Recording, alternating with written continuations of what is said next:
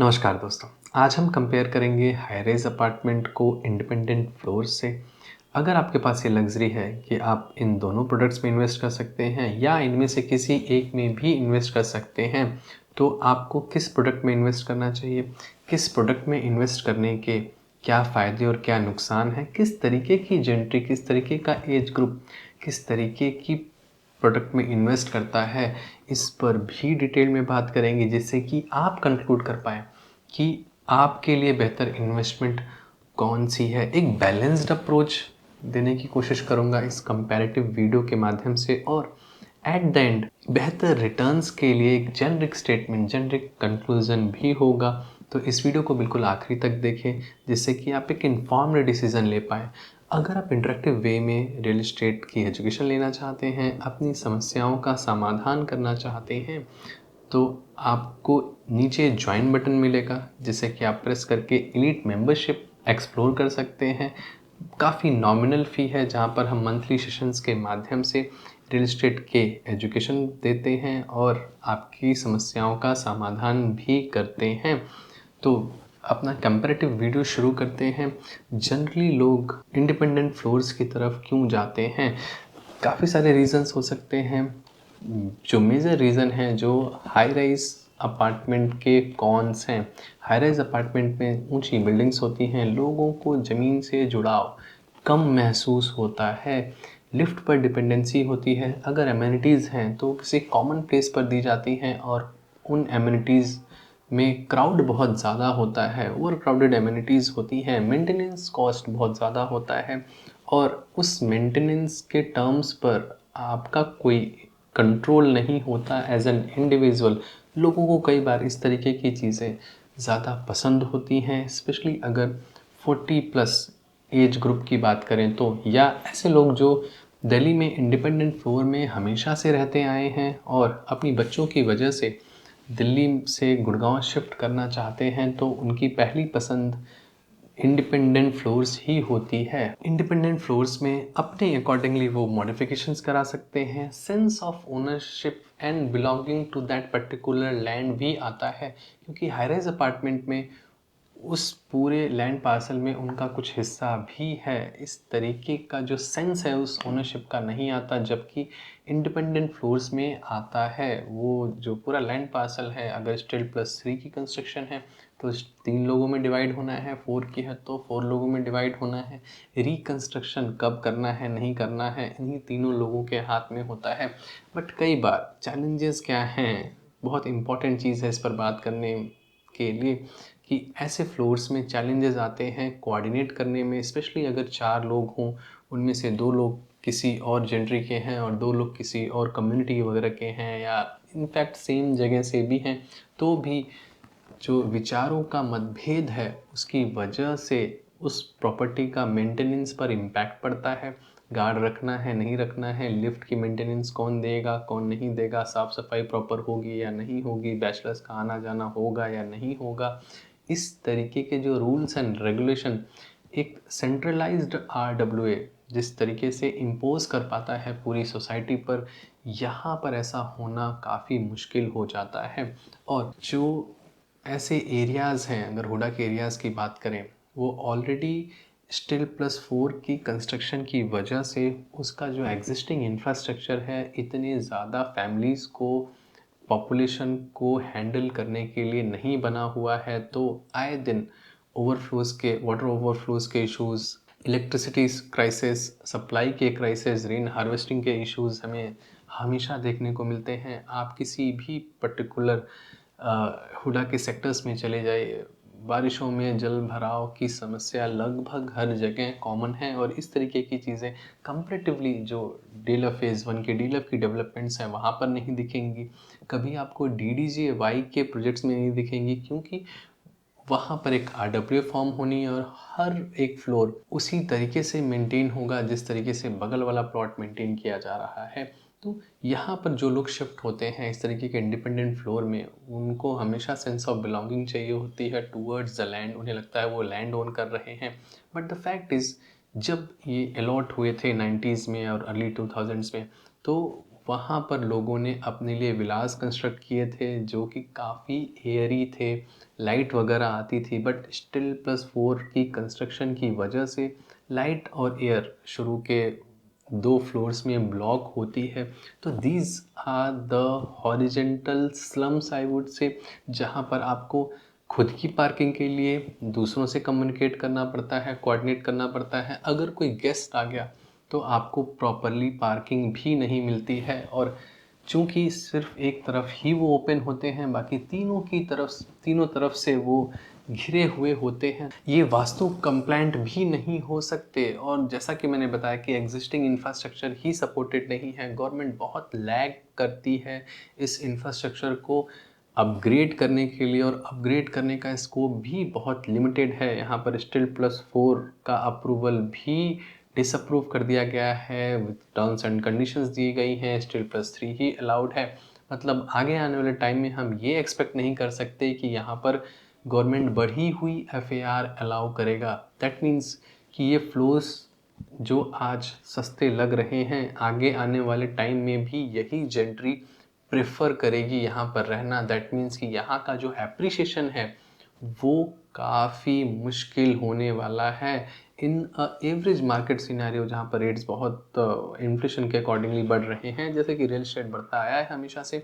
ऐसे केसेस में ये प्रॉपर्टीज़ डेप्रिशिएट भी कर सकती हैं, ये जानते हुए कि ये शहर के बिल्कुल बीचों बीच हैं। DDJY एक एक्सेप्शन हो सकता है, क्योंकि इस तरीके के चैलेंजेस जो मैंने बताया इंडिपेंडेंट फ्लोर में जो हुडा में आते हैं, यहाँ पर नहीं आएंगे। मेंटेनेंस के इश्यूज़ नहीं होंगे, RWA प्रॉपर्ली से रेगुलेट कर सकता है, कुछ एमिनिटीज़ भी हैं, बीच में आपको पार्क भी मिल जाएंगे, प्रॉपर 9 मीटर की रोड वगैरह भी होगी, और अंडर डेवलप्ड एरिया में होने की वजह से वहाँ पर इंफ्रास्ट्रक्चर इम्प्रूवमेंट की वजह से एक एप्रिसिएशन भी देखने को मिल सकता है। और जो वहाँ पर सिविक इंफ्रास्ट्रक्चर बनाया जा रहा है वो बढ़ी हुई डिमांड को देख करके बनाया जा रहा है, स्टील +4 के अकॉर्डिंग बनाया जा रहा है, ना कि विला के अकॉर्डिंग। पहले इस तरीके के लैंड पार्सल्स ओन करके विला बनाना काफ़ी अच्छा लगता था, जिसे कि आप एटलीस्ट 2 तरफ से एक ओपन एरिया छोड़ करके रख सकते थे, जहाँ पर एयर और लाइट का थ्रो प्रॉपर होता था। बट इस तरीके की लग्जरी गुड़गांव में आज बहुत कम जगह बची है। इनफैक्ट चंडीगढ़ भी इसकी चपेट में आ रहा है कि लोग वहाँ पर लैंड पार्सल्स खरीद करके कॉलोनाइज़र के साथ कोऑर्डिनेट करके स्टिल्ट वाली कंस्ट्रक्शंस कर रहे हैं, कुछ अपने पास रख रहे हैं, कुछ बेच रहे हैं। तो इससे जेंट्री का भी इम्पैक्ट हुआ है। जिस तरीके की जेंट्री के साथ विला वाले हैं वहाँ पर रह रहे हैं, जो बगल वाली जेंट्री है वो काफ़ी कमज़ोर आ चुकी है, तो इस वजह से लोग वहाँ से मूव होकर के हाई राइज़ का रुख कर रहे हैं। तो हाई राइज़ के साथ इस तरीके के चैलेंजेस नहीं आएंगे इन फ्यूचर। जब ये रीडेवलपमेंट में जाएंगे तो बढ़ी हुई FAR खरीदना ज़्यादा मुश्किल नहीं होगा, गवर्नमेंट अप्रूव भी कर देगी। ये बने 1.5 या 2 की FAR पर हैं, आज के डेट में भी 3 साढ़े 3 बहुत नॉर्मल है। आज से 15 से 20 साल बाद हम 4 साढ़े 4 इनफैक्ट 5 भी नॉर्मलाइज होता हुआ देख लेंगे, जैसे कि हैदराबाद के मार्केट में है, बहुत ज़्यादा FAR वहाँ पर अलाउ किया जाता है। और मुंबई का मार्केट भी देख लें तो पर एकड़ कंस्ट्रक्शंस 200-250 यूनिट भी चली जाती हैं, इनफैक्ट नोएडा के मार्केट में भी। तो एटलीस्ट ये प्रॉब्लम्स आपको हाई राइज अपार्टमेंट्स में नहीं आएंगी। जो न्यू जनरेशन है, मिलेनियल्स हैं, जो इंडिपेंडेंटली बिना अपने पेरेंट्स के इंटरफेरेंस की वजह से इस तरीके के डिसीजंस ले पा रहे हैं, वो हमेशा हाई राइज अपार्टमेंट्स ही प्रेफर कर रहे हैं, क्योंकि 2 to 3 लेयर की सिक्योरिटी होती है, पब्लिक एमिनिटीज़ जो उस सोसाइटी के बीच में शेयर होंगी और जो आसपास होंगी, दोनों का एक्सेस मिलता है। भले ही ओवर क्राउडेड एमिनिटीज़ हों, बट एमिनिटीज़ का एक्सेसिबल होना, एक सेंट्रलाइज्ड लोकेशन पर होना, इसे ईजिली अप्रोचेबल बनाता है कंपेयर टू DDJY। या इस तरीके के फ्लोर्स की बात करें तो अगर आपके यहाँ DDJY फ्लोर में या DLF की सोसाइटीज़ में या हुडा की सोसाइटीज़ में कोई क्लब हाउस है भी, तो इस हॉरिजेंटल डेवलपमेंट में आपको क्लब हाउस तक पहुंचने का भी एक एफर्ट हो सकता है। आपको साइकिल करके जाना पड़े, वॉक लंबी लेनी पड़ जाए, या आपको कार पिक करना पड़े। तो अगर आपको कार तक पिक करने की ज़रूरत आ रही है तो ऑप्शंस फिर बाहर के क्लब्स के भी आ जाते हैं, जो कि शायद ज़्यादा अच्छी तरीके से मेंटेन होंगे, क्योंकि अगेन जेंडरी वाला प्रॉब्लम है, राइट। तो हाई राइज इसी वजह से अच्छा करता आ रहा है। जो 35 to 45 या 50 तक के लोग हैं, इस एज ग्रुप के लोग हैं, जो हो सकता है कई बार बाहर जाएं, फॉरेन ट्रिप्स पर जाएं या कभी होम टाउन जाएं, तो ईज़िली अपना घर लॉक कर सकते हैं, अपनी फैमिली को अकेले छोड़ कर के बाहर जा सकते हैं, सिक्योरिटी का कोई डर नहीं होता। रात को 12-1-2 बजे भी एक अच्छा सा चक्कर लगाया जा सकता है सोसाइटी के अंदर। ये बहुत इम्पॉर्टेंट फैक्टर है जो आज मिलेनियल कंसीडर कर रहा है, और ये इन्वेस्टमेंट डिसीजन में आपको माइंड में रखना चाहिए, क्योंकि आगे आने वाली जनरेशन जो है वो हाई राइज ही प्रेफर करने वाली है। जो कुछ आज बचे खुचे 40+ लोग हैं जो अभी भी इंडिपेंडेंट फ्लोर्स ही प्रेफर कर रहे हैं, वो अब आगे आने वाले टाइम में या नहीं रहेंगे या उनका डिसीजन मेकिंग इन्फ्लुएंस नहीं रहेगा। तो इसकी वजह से हाई राइज की डिमांड आगे आने वाले टाइम में ज़्यादा रहेगी। और हाई राइज का कंस्ट्रक्शन कॉस्टली होता है, टाइम टेकिंग होता है, और ज़्यादा अच्छे से किया जाता है, ज़्यादा ऑर्गेनाइज्ड होता है, ज़्यादा फैसिलिटीज़ ऑफर कर दी जाती हैं और कंपैरेटिवली शहर के आसपास होती हैं, क्योंकि लैंड की कॉस्ट अगेन बहुत सारे लोगों में डिवाइड होती है, राइट।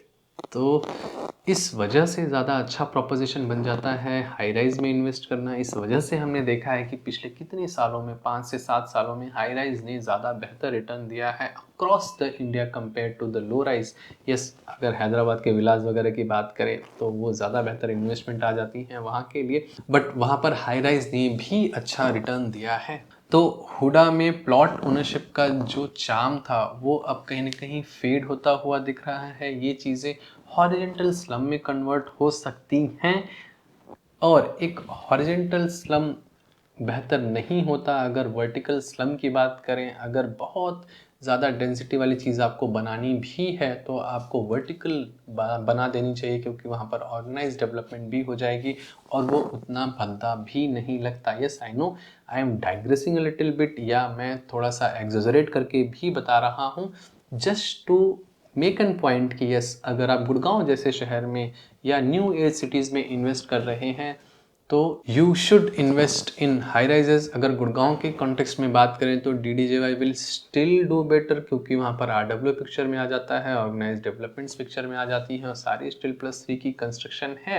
और अगर आप एंड यूज़र हैं और आपको फ्लोर्स में ही रहना है, या डिसीजन मेकिंग आपसे नहीं आपके पेरेंट्स की होनी है, या इनफैक्ट आप भी फ्लोर्स में रहना पसंद करते हैं, तो there is no point in exploring opportunities in high rises. अगर आप पूरा प्लॉट ओन कर सकते हैं और स्टिल प्लस 3 या 4 अपने लिए बना सकते हैं खुद, तो इस तरीके के जो मेंटेनेंस चैलेंजेस हैं वो आपको नहीं आएंगे। बट अगेन, एक लैंड पार्सल खरीदना 4 लाख 5 लाख के रेट के हिसाब से और फिर उस पर कंस्ट्रक्शन करना इज़ अ कॉस्टली अफेयर। और अगर आप इसी के कंपैरिजन में एक हाई राइज अपार्टमेंट देखेंगे तो आपको बढ़िया अल्ट्रा लग्जरी अपार्टमेंट भी मिल जाएगा और वहाँ पर कैश का इन्वॉल्वमेंट भी नहीं होगा।